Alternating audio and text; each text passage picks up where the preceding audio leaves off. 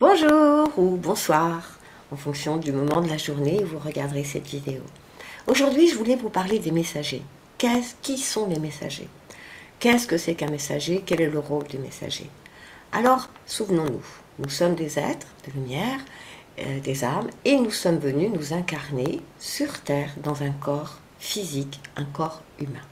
Nous sommes venus faire des expériences pour apprendre, pour grandir et trouver la paix. Ces expériences, nous allons les faire en jouant différents rôles.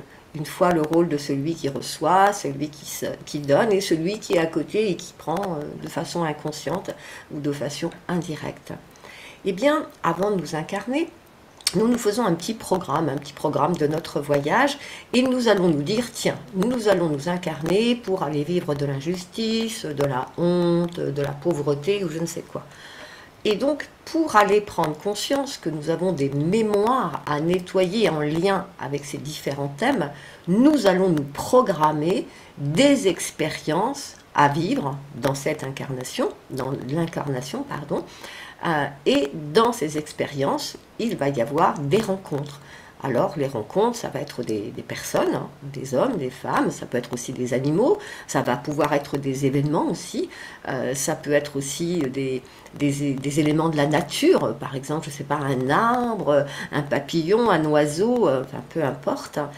Et donc, ce sont les messagers, c'est-à-dire que je vais passer des contrats, nous allons passer à un contrat, ce qu'on appelle un contrat d'âme à âme, et nous allons programmer, donc, au fur et à mesure de notre incarnation, des rencontres avec ces messagers qui vont nous faire ressentir ce que nous sommes venus nettoyer. Si par exemple je suis venu nettoyer une blessure de rejet, je vais rencontrer tout au long de ma vie des situations, des personnes qui vont me faire ressentir que je suis rejetée. Et donc les premiers messagers que nous choisissons, bien sûr, le tout premier messager, ça va être notre corps physique. Notre corps physique est le principal messager. Bien souvent, nous allons essayer de trouver des solutions en allant à l'extérieur, en allant consulter, en lisant, et nous ne trouvons pas forcément les bonnes réponses.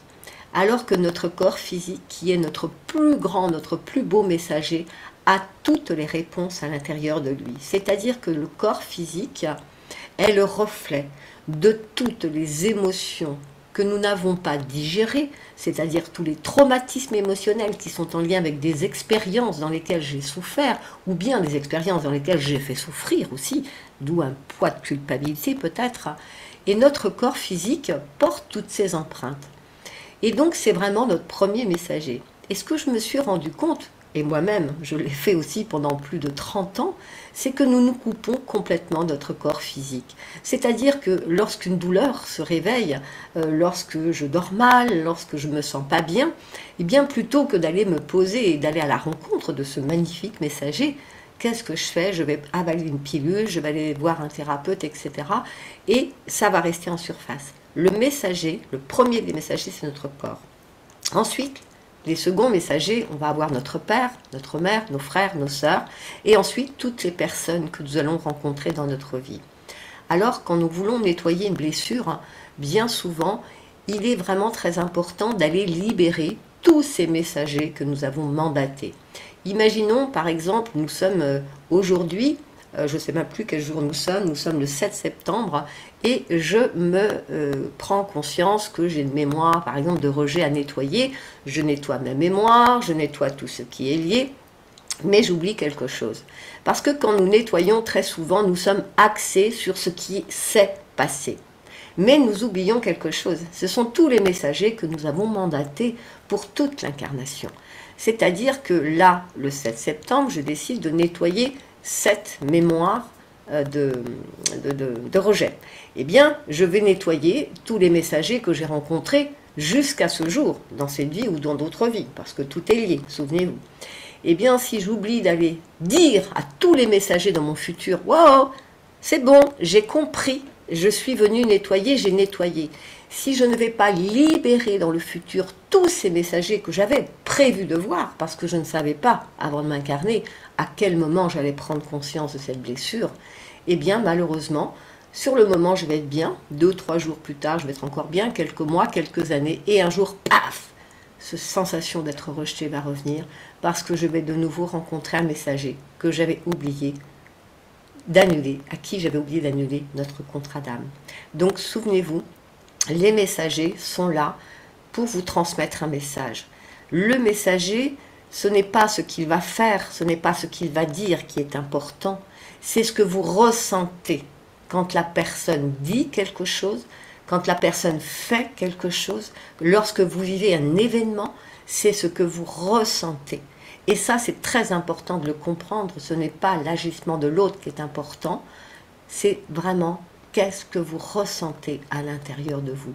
Et là, il va vous faire prendre conscience, peut-être que vous sentez rejeté, que vous sentez humilié, que vous sentez abandonné, que c'est injuste, peu importe. Et vous allez trouver ainsi ce que vous êtes venu nettoyer. Eh bien, je vous souhaite une belle exploration de votre corps physique. Et pour explorer ce corps physique, eh bien, il n'y a pas 30 000 solutions. C'est apprendre à se poser, les pieds bien au sol, en relation avec la terre-mère, la tête droite et le menton légèrement baissé. Et vous allez simplement, au fil des jours, apprendre à entrer en connexion avec votre corps physique. Vous allez par exemple porter votre attention sur une partie de votre corps au départ, le pied gauche peut-être, ou le pied droit, peu importe. Et puis vous allez observer de l'intérieur ce pied, respirer à l'intérieur de lui. Et puis petit à petit, vous allez pouvoir visiter ainsi tout votre corps, aller à sa rencontre. Alors peut-être qu'en faisant cet exercice, vous allez ressentir des douleurs qui vont se manifester, mais croyez-moi, ce n'est pas de faire cet exercice qui déclenche cette douleur, c'est parce que votre corps, ce messager formidable qui est lié à toutes les parts de vous qui sont en souffrance, eh bien, est en train de vous dire « Hé, arrête-toi quelques instants, viens à ma rencontre, va écouter la part de toi qui souffre, accepte-la, cajole-la, réconcilie-toi avec elle. » Et petit à petit, plus vous allez faire cet exercice de conscience de votre corps, plus vous allez comprendre tous les messages que la vie vous envoie au travers des expériences que vous vivez. Eh bien, je vous laisse vous découvrir qui vous êtes au travers votre corps physique. Et souvenez-vous, votre corps physique est le plus beau et le plus magnifique des messagers que vous pouvez rencontrer. Alors, je vous invite vraiment à aller à sa rencontre. Eh bien, voilà. Je vous remercie, si vous aimez ces petites vidéos, de cliquer sur j'aime, de vous abonner, de partager. Et puis la prochaine vidéo, eh bien, nous irons parler des mémoires. Des mémoires, qu'est-ce que c'est qu'une mémoire karmique? Comment reconnaître une mémoire karmique dans cette vie-là? Parce qu'on ne va pas passer son temps à aller fouiller dans les autres vies. Dans cette vie-là, vous allez comprendre comment reconnaître une mémoire karmique. Je vous dis à bientôt, je vous souhaite une belle fin de journée, une belle et grande journée magnifique ou bien une belle et douce nuit. Bye bye.